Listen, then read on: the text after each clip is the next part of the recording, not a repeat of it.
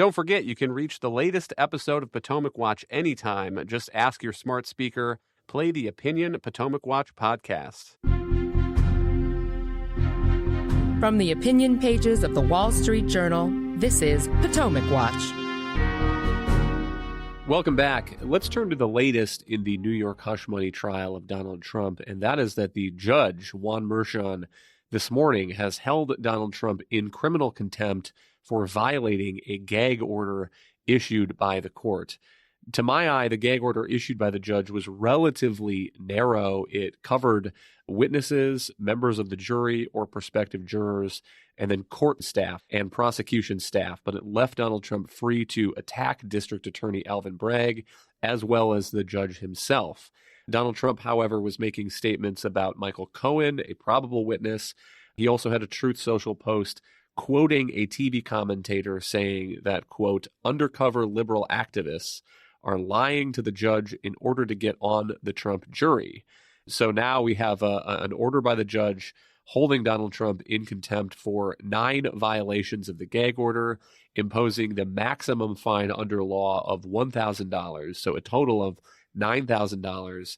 And then he has this line: the court will not tolerate continued willful violations of its lawful orders. If necessary and appropriate under the circumstances, it will impose an incarceratory punishment, unquote. Bill, what do you make of this?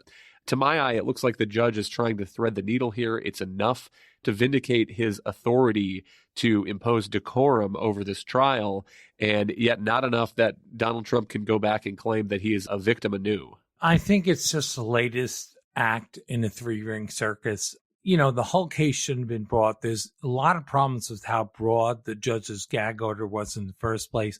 I don't think people are going to be looking at the details. I think if you analyze it separately, you can say, well, it's a reasonable attempt for the judge to enforce his own rules. But in the broader context, I don't think it's going to have any effect. I think Trump is playing the trial masterfully.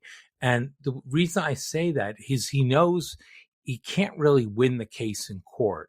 Very strong odds against it. So he's playing to the public. And I see today that there's a poll out from Emerson College in the Hill, and 71% of registered voters say that a conviction would have no impact on their decision or make them more likely to support Trump.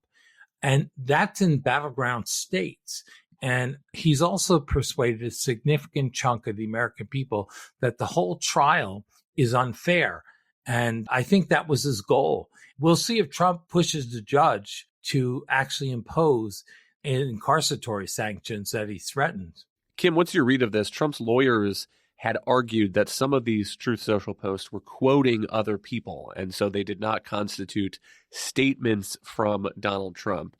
And the judge rejected that argument, saying that the only credible finding is that the reposts constitute statements of the defendant. But that is clarity now that will make sure at least that Donald Trump, if he's going to post something on Truth Social, will know whether he's on one side of the line or the other side of the line. The other piece of this that I think is interesting is we had made some arguments on previous podcasts that why is Michael Cohen covered by this gag order? Donald Trump cannot make statements about him, but he can go on television and go on podcasts and attack Donald Trump as a liar and so forth.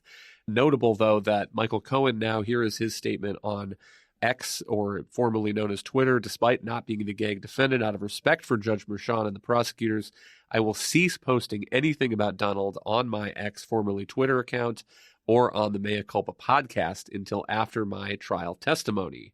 So, Kim, maybe that will also help de-escalate the situation. If Michael Cohen is not going out there left and right calling Donald Trump a liar, then maybe Donald Trump will not feel the obligation to get on Truth Social and respond. Well, and that was always, to me, the most controversial and difficult to swallow part of this decision by the judge, which allows the witnesses to give ad nauseum interviews and make all kinds of claims about the accused. The accused was nonetheless told that he could say nothing in response or do anything to counter any of those public statements. I do put that in a different category of the part of the judge's order that for instance, made the case that it wasn't right for Donald Trump to go after court employees, for instance, or the jury, for instance. And we'll see if Michael Cohen sticks to that. It was notable that the judge did say that if those comments continue to be made outside of court by the witnesses, that he might consider modifying the gag order to remove those particular ones from its scope. And so that was a little bit of a warning, as it were, to those witnesses to maybe rein it in. One thing that'll be interesting here is not only was Donald Trump fined, but he was also ordered by the judge to remove a number of those posts on Truth Social, and he gave him a deadline today to do that sometime in the afternoon. We'll see where all that goes. I have not looked at his account yet to see if that has been followed. But Trump has been fairly belligerent about some of these orders and definitely trying to see what the boundaries are. We will see how he handles these very direct orders and whether or not things now settle down. The other thing that would be curious is I'm not quite sure how jail works for the president, if that was where the judge decided to go. And I agree with you, Kyle, that at least in the beginning, he seemed to have decided to not be as aggressive as he might have, just to see if there was another way around this situation.